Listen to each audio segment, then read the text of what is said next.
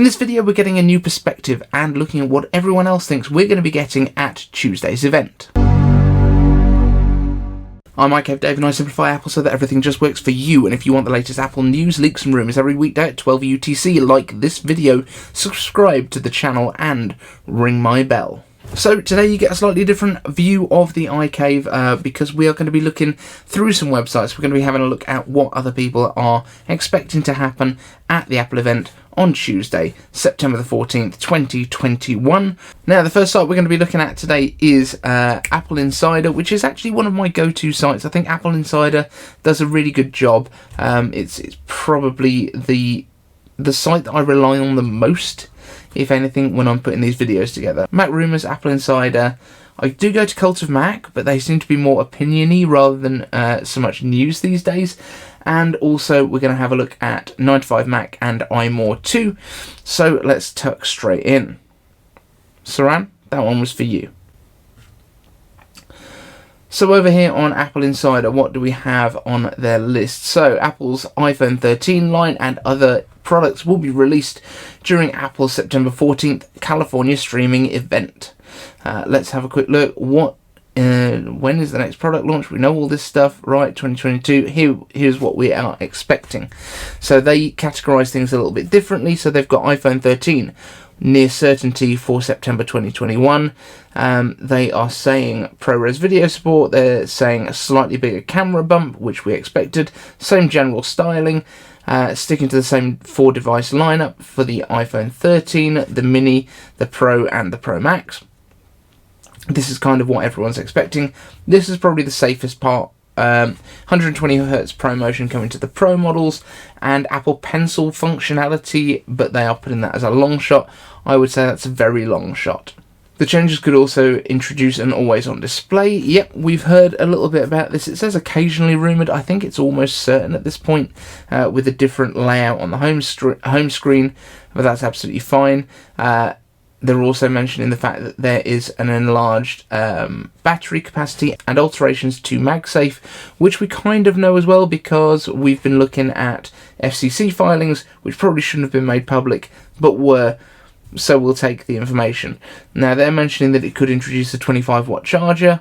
I'd be surprised if they went to 25 watts, mainly because over wireless, you're losing some power anyway.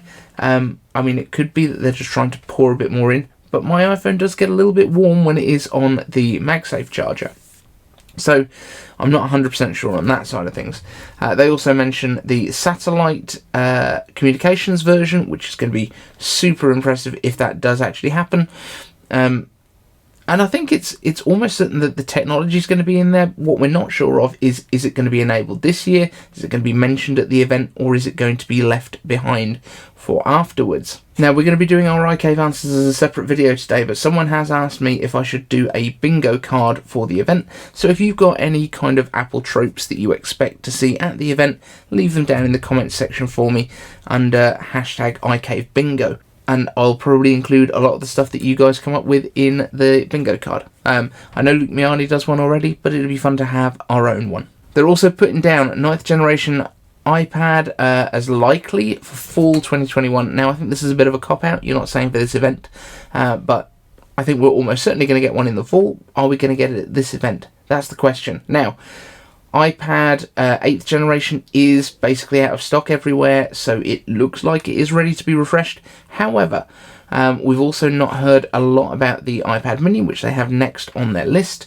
Coming for this event, it's thought that that might be for a future event. Now, in terms of multiple events, I'm not 100% sure if we're going to get multiple events this time. Controversial, I know, but the hash flag that Apple has put up on Twitter, the little gradient Apple logo that comes up at the end of tweets that use hashtag Apple events, is set to stay for quite some time. In fact, until I think the beginning of December, which makes it seem to me like they're not going to have multiple events. The one from WWDC just stopped the day before this event hash flag started.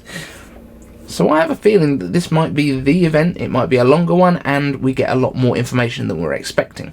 But anyway, the iPad Mini 6, major redesign, as you can see from these renders. These are from John Prosser and renders by Ian.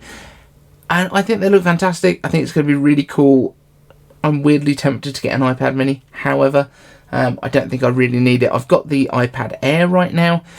There's also a thought that this might be called an iPad Air 8.3 inch or 8.5 inch or whatever it turns out to be, as opposed to being called an iPad mini. I think they maybe have been burnt a little bit by the use of the mini name in the iPhone, but we will see. If this is going to have Touch ID as well, that's going to be in the sleep wake button, the same as on the iPad Air. Doesn't look like it'll be under display. It doesn't look like it will have Face ID or anything like that, but it is going to get USB-C, which apparently people care about. Apple Watch Series 7. This is down as very likely, again, for fall of 2021. Pretty sure it'll be in this event. This tends to be the first event of the year. Last year we had iPads and Apple Watch because of the delays with the iPhone. This year it doesn't look like there's any delays with the iPhone. We were worried there was going to be a delay for the watches, but it seems, for now at least, that they are safe. Now the watches are most likely to be getting a redesign, so they're going to get the flat edge design, as you can see from John Prosser's renders here, with renders by Ian, and I think it looks great. The controversy here is that it might be because they're expanding the displays again and redesigning that the old Apple Watch straps that you may have already. I think they'll still be compatible. I don't think they're going to fit very well because the edges are going to have a slightly different curve to them. At the moment they have like a 3D curve that curves underneath, which is fit perfectly all the way from the Series 0 that came out in 2015? Was it 2015, 2016, and all the way through till now. But the curve here is only going to be in one direction now, so unless they actually change the way that the straps fit, it's going to look a little bit odd. I think there's going to be slight misfits on the edges. Now we are, of course, with the Series 7 also expecting to get the S7 chip. That is a pretty safe bet. Apparently it's a double-sided SoC this time, so it sits on both sides of the board to save space, give you more space for battery. So that's going to be interesting. The screen itself as well is apparently going to be flat. I don't know if that means it will still have a radius on the edges or if it's going to be completely flat. I would love a bit of completely flat action. I think that would be really cool. But then the watch tends to have that curved edge to it. I don't know which way they're going to go with this. I think it's going to look really awesome regardless. Apparently there are no extra sensors being added to this in terms of health stuff. And there has been talk of a ruggedized model. Now, I was wondering if that might be almost like a kid's version, more than it is for hiking and stuff, in order that they can have it as the independent setup where you don't have to have an iPhone with it. It might make sense that they actually created a ruggedized version, but it's not so much for hiking and extreme sports as for kids who might bash it on stuff. Also expecting to see AirPods. There has been reports today from Ming-Chi Kuo. There have been reports today from Guo Ming-Chi that the AirPods are going to come at either a different price or the same price, which is another excellent rumour there from Guo. He's saying that they may come at the existing price from the AirPods second generation and eliminate those from the range, or the AirPods second generation may stay and these might come in at a higher price. Now, if they were to come in at a higher price, I would expect that it would be at the $200 mark, and it would already come with the wireless charging case, and maybe Apple would discontinue the wireless charging case version of the original AirPods, just so that it kind of fills that gap. It gains some extra features, maybe. We don't know of any extra features it's going to have, apart from potentially spatial audio and getting a new design that looks a lot more like the AirPods Pro. Now, coming to the MacBooks, it's very interesting because yesterday we had news from Mark Gurman that these would be ready to ship in several weeks. And several weeks means normally about 3 or 4, I would say. Let me know in the comments if you have a different opinion on several. That's always a point of controversy on these videos. But within a couple of weeks, this is the M1X models. These are the extremely powerful, extremely fast versions of the laptops. And if they're going to be ready to ship in 3 or 4 weeks, I would expect they would be announced at this event. I think they would get their stage time then, and a couple of weeks lead time before you can order them. You order them in 2 weeks from now, you receive them in 3 weeks from now. That makes all the sense in the world to me. And I would really hope as well that not only would we get these MacBook Pros, but also the Mac Mini. Now, Mark Gurman is also saying that he thinks it will come at a separate event, which is very disappointing after that, but he also thinks that the iPads will be coming then. So we will see what happens. I'm still of the mindset that we could get one mega event and be done for the autumn. However, if we were to get this mega event, I would be happy now, but then I would be sad for the rest of the autumn. If we are to get some of our products now, then we've still got stuff to talk about and still rumours to talk about rather than just unboxing stuff, because I'll be honest, I'm not looking to get a new iPhone this year. I'm not looking for a MacBook Pro. I am looking probably for a Mac Mini, and I am probably looking for some Airpods. So those would be my big purchase decisions to make. I think that's probably the way that I'd go. Also, Apple Watch, I've got the SE. I've had this for a year now, basically since the launch day, and very happy with this too. So, you know, not really a massive amount of stuff that I need at the moment. I'm not one of these channels that's just going to buy everything so I can open the box and take it out and then send it back to Apple a week later, because that just doesn't seem like good sport. Now, in terms of these MacBook Pros, it does look like they're going to have mini LED displays, which is fabulous. The mini LED displays are so much brighter than what we have right now, between 2 and 3 times brighter, depending on whether you're talking about full screen brightness or peak brightness. So they would again have something along the lines of what the iPad Pro with M1 has, the 12.9 inch model that's got 10,000 LEDs and 2,500 dimming zones, possibly even more than that. We will see. And I think it might make the top case a little bit thicker than it is right now, which brings us on to the fact that the camera could then also be better because it's got a little bit more thickness to it. Now, people have asked me in the past about, well, phones have got these much better cameras, why can't a MacBook have? Next time you pick up your iPad or your iPhone, have a look at how thick it is, compare that to the upper case, not the whole MacBook, but the top case of a MacBook. I think you'll find that the MacBook display assembly is much, much thinner than your iPhone. Next up, they've got the MacBook Air listed. This is expected for early 2022. I agree with this. Medium confidence, I think it's pretty safe, I would say. This looks very much like either a repurposed version of the MacBook Air, or quite possibly a new design that has the same thickness all the way through, but a lot thinner again. Multiple colours, white keyboards, white display bezels. I think this thing's going to look amazing. But I'm not convinced that the MacBook Pros are going to come with black bezels and black keyboards. I'm not convinced of that. I think they could well come with white as well. I think Apple is wanting to brighten up the entire range like they did with the iMacs. Coming to the Mac Mini, again, we've got leaks from May. Gurmy has himself said that he expects these to be coming soon after the MacBook Pros. So if they were to come a couple of weeks again later, we could be into October, maybe early November before these arrive, but just bring it. The one concern that I have is, as you can see on the picture right here, there is no headphone port here. So whatever audio you're going to do is going to have to be probably carried through your monitor. That'll be interesting unless they do something like they did with the iMacs, where they put the Ethernet LAN port onto the charging brick. I say charging brick, the power adapter. But here the Ethernet is built into the Mac Mini, so potentially they could put a headphone port on there, maybe, or an audio kind of output selection. I don't know. Maybe they could do that. I don't know. Then they move on to things like the larger iMac, which we're not expecting now to see until the end of next year. Software-wise, iOS 15, iPadOS 15, tvOS 15, watchOS 8, and macOS Monterey. Now, I think everything apart from Monterey is probably going to come at this event. If we get Macs at this event, we will probably get Monterey at this event too. There's a 50-50 chance we could just get Monterey at the event regardless.